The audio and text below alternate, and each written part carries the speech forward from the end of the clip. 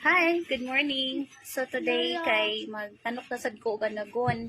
So lain-lain nga variety ang akong gitilawan nga anagon kay first na akong tilaw ato kay or first na akong tanok is kuanto siya Bisaya gyud nga mais as in tamis sad gyud kay to kay Bisaya man jud nga pure.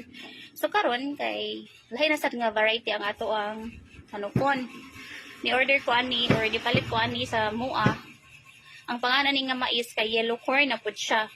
So, lahi sa doang sweet corn, hay po niya yellow corn. So, ato ni siyang tilawan kay manamtag tilaw sa katong Bisaya. Karon magtanok no pud ta kani nga yellow corn. Lahi siya nga variety guys kay tawa. Gagmay siya pero pataas. Ang katong sweet corn dagko kay to siya nga pataas pod. And kaniya siya kay gagmay siya nga pataas. So, atong panitan og atong tanawon kung sa ihang sud. Tara. So, dara siya guys, and hindi siya kagdagko Dili kay siya tanto nga dagko ha. Dili kay siya tanto nga dagko jud kaayo.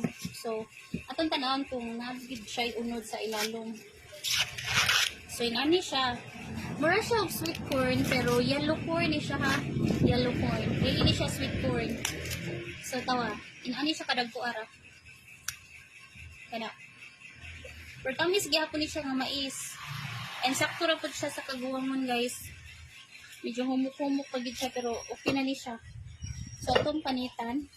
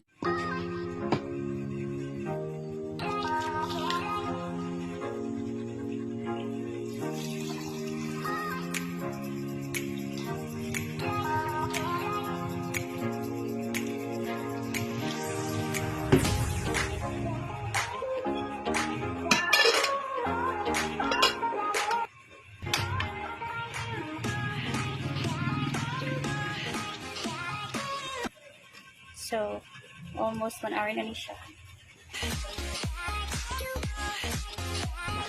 So guys, mo na ni siya ang yahang actual photo or video.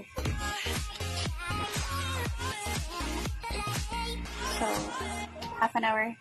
Atong po nag half an hour. Guys, so the long wait is over.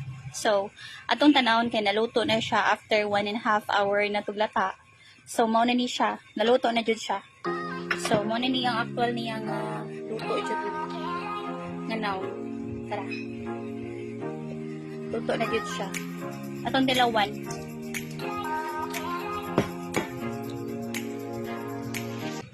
So, sa ganahan nga mo order ani guys, PM me, just PM me kay mo deliver jud ni sila and naa sila tag 15 nga atag 15 ang kilo, so naa sila tag 20 ang kilo, depende kung asa ka nga location kay mo address sila og delivery fee kung layo-layo na. So tara mga unta, let's go.